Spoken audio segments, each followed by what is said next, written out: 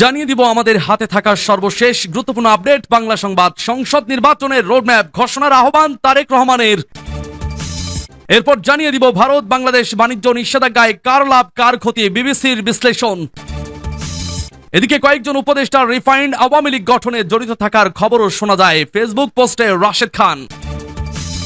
এবং জানিয়ে দিব মহেশপুর সীমান্তে বিএসএফ এর গুলিতে বাংলাদেশি যুবক আহত।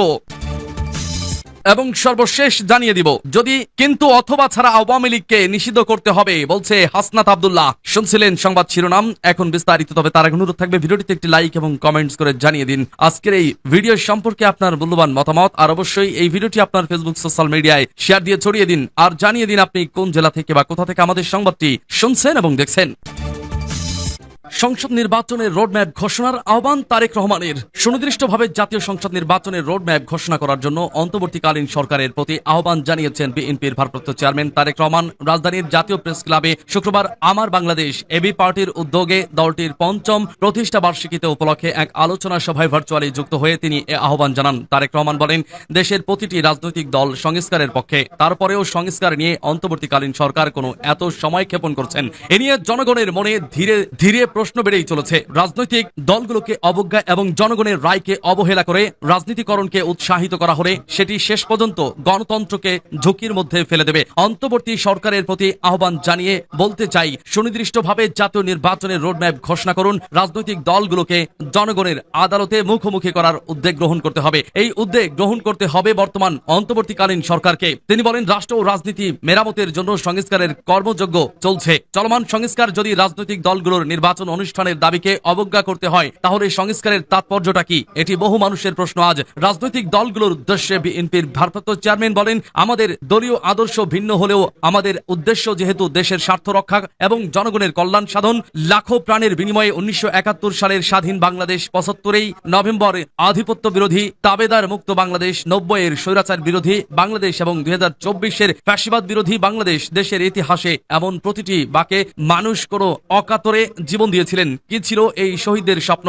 শহীদদের স্বপ্ন বাংলাদেশ প্রতিষ্ঠার মাধ্যমেই কেবল তাদের আত্মত্যাগের প্রতিদান দেওয়ার চেষ্টা করা আমরা করতে পারি। এই প্রসঙ্গে তিনি আরো বলেন, 71 আর 24-এর রাজনৈতিক বার্তাটি হলো দিল্লির তাবেদার হওয়ার জন্য বাংলাদেশ 1971 সালে পিন্ডি ত্যাগ করেনি। 1975 সালে 7 নভেম্বরে দেশের সিপাহী জনতা এই বার্তাটি দিয়েছিলেন। এবি পার্টির চেয়ারম্যান মুজিবুর রহমান মঞ্জুর সভাপতিত্বে সভায় জাতীয় পার্টির চেয়ারম্যান মোস্তফা জামাল হায়দার, নাগরিক ঐক্যের সভাপতি মাহমুদুর রহমান মান্না, জাতীয় নাগরিক পার্টির আহ্বায়ক নাহিদ ইসলাম, বিপ্লবী ওয়ার্কার্স পার্টির সাধারণ সম্পাদক সাইফুল হক, গণসংহতি আন্দোলনের প্রধান সমন্বয়কারী জোনায়েদ সাকি, বিশিষ্ট রাষ্ট্রবিজ্ঞানী ডক্টর দিলারু চৌধুরী প্রমুখ বক্তব্য রাখেন।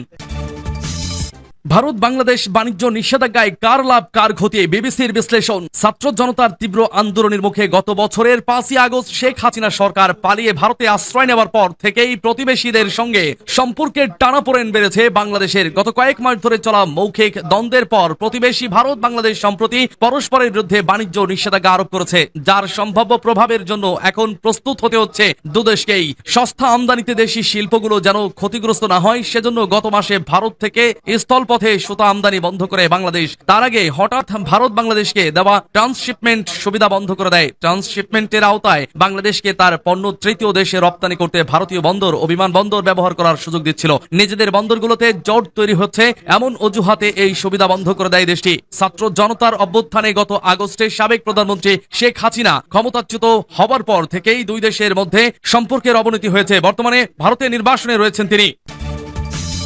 ফেসবুক পোস্টে রাশেদ খান, কয়েকজন উপদেষ্টা রিফাইন্ড আওয়ামী লীগ গঠনে জড়িত থাকার খবরও শোনা যায়। কয়েকজন উপদেষ্টা রিফাইন্ড আওয়ামী লীগ গঠনের সঙ্গে জড়িত থাকারও খবর শোনা যায়। তারা আওয়ামী লীগ নিষিদ্ধের বিষয়েও তৎপর নয় বলে মন্তব্য করেছেন গণ অধিকার পরিষদের সাধারণ সম্পাদক রাশেদ খান। বৃহস্পতিবার রাতে সামাজিক যোগাযোগ মাধ্যম ফেসবুকে দেওয়া একটি পোস্টে এমন মন্তব্য করেন তিনি। পোস্টে রাশেদ খান উল্লেখ করেছেন, যা বুঝতেছি জাতিসংঘের মহাসচিবকে এনে সরকার ওয়াদা করেছে মানবিক করিডর দেবে এবং প্রয়োজনীয় লজিস্টিক সাপোর্ট দেবে। জাতিসংঘ সচিবকে এনে 1,80,000 রোহিঙ্গা ফেরত পাঠানোর মিথ্যা গল্প বলে জনগণের আইওয়াশ করা হলো, বরং উল্টো ভিন্ন চিত্র পরিলক্ষিত হচ্ছে।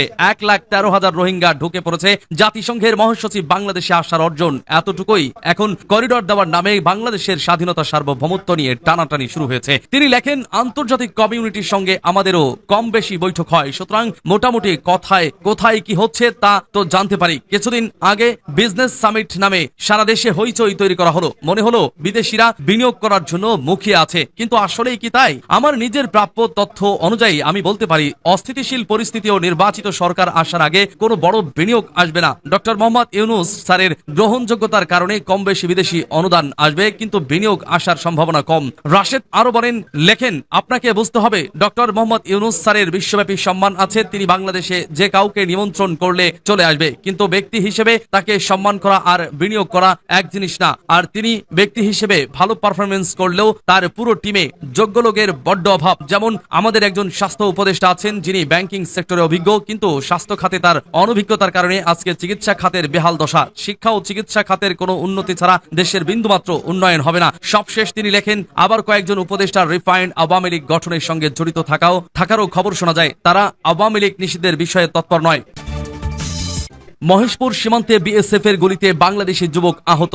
ঝিনাইদহের মহেশপুর সীমান্তে ভারতীয় সীমান্তরক্ষী বাহিনীর বিএসএফ গুলিতে রিয়াজ নামের এক বাংলাদেশি যুবক আহত হয়েছেন। বৃহস্পতিবার রাতে উপজেলার কুসুমপুর বিত্তপীর পিপুল বাড়িয়া সীমান্তে এই ঘটনা ঘটে। আহত রিয়াজ পিপুল বাড়িয়া গ্রামের শফিকুল ইসলামের ছেলে। প্রতিবেশী সুমন দাবি করেন, বৃহস্পতিবার রাতে রিয়াজ তাদের আবাদি জমিতে আটকে থাকা বৃষ্টির পানি নিষ্কাশনের জন্য সীমান্তের খালের ধারে ধানের জমিতে যায়। সে সময় বিএসএফ তাকে লক্ষ্য করে গুলি ছোড়ে। এতে গুলিবিদ্ধ হয়ে রিয়াজ অজ্ঞান হয়ে যান। এলাকার লোকজন গুলির শব্দ শুনে মাঠে গিয়ে খোঁজাখুঁজি করতে গিয়ে দেখেন রিয়াজ অজ্ঞান হয়ে পড়ে আছেন। পরে তাকে অজ্ঞান অবস্থায় উদ্ধার করা হয়। তার অবস্থা গুরুতর হলে ঢাকায় রেফার করে চিকিৎসক, বর্তমানে সে ঢাকাতে চিকিৎসাধীন আছে। প্রতিবেশী সাব্বির হোসেন ঢাকা পোস্টকে বলেন, রিয়াজ গতরাতে বড় এলাকায় যায়। সে সময় বিএসএফ গুলি করে রিয়াজ আহত অবস্থায় খালের ধারেই অজ্ঞান হয়ে পড়েছিল। যশোর জেনারেল হাসপাতালের সার্জারি বিভাগের সহকারী রেজিস্ট্রার ইমন হোসেন বলেন, রিয়াজের শরীর থেকে সররা গুলির কিছু অংশ বের করা হয়েছে, তবে একটি গুলি কিডনির পাশ দিয়ে ঢুকে গেছে। যশোরে প্রয়োজনীয় সুবিধা না থাকায় তাকে ঢাকায় পাঠানো হয়েছে।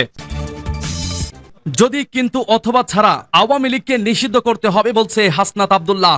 আওয়ামী লীগকে যদি কিন্তু অথবা ছাড়া নিষিদ্ধ করতে হবে বলে মন্তব্য করেছেন জাতীয় নাগরিক পার্টির এনসিপি মুখ্য সংগঠক দক্ষিণাঞ্চল হাসনাত আব্দুল্লাহ। শুক্রবার সকালে নিজের ভেরিফাইড ফেসবুক অ্যাকাউন্টের এক পোস্টে তিনি এ মন্তব্য করেন। হাসনাত লিখেন, যদি কিন্তু অথবা ছাড়া গণহত্যাকারী আওয়ামী লীগকে নিষিদ্ধ করতে হবে। আজ বিকেলে 3টায় বাইতুল মোকাররমের দক্ষিণ গেটে অনুষ্ঠিতব্য বিক্ষোভ সমাবেশে যোগ দেন। এর আগে বৃহস্পতিবার সন্ধ্যায় শাহবাগে এনসিপির বিক্ষোভ সমাবেশ উপলক্ষে গণসংযোগ ও লিফলেট বিতরণ কর্মসূচিতে যোগ দিয়ে হাসনাত আব্দুল্লাহ বলেন, আওয়ামী লীগ কোনোভাবেই রাজনৈতিক দল হতে পারে না। গণ অভ্যুত্থানের পর এই দল রাজনীতি করার ফাংশন হারিয়েছে। বিচার প্রক্রিয়ার মাধ্যমে দলটিকে দ্রুত নিষিদ্ধ করতে হবে। গত 17 বছরে আওয়ামী মিডিয়া, সুশীল বুদ্ধিজীবী যারাই আওয়ামী লীগকে ফ্যাসিস্ট হতে সহযোগিতা করেছে তাদের সবার সম্পদ বাজেয়াপ্ত করার দাবি জানান হাসনাত। তিনি বলেন, আওয়ামী লীগের কারো নির্বাচনে অংশ নেবার সুযোগ নেই।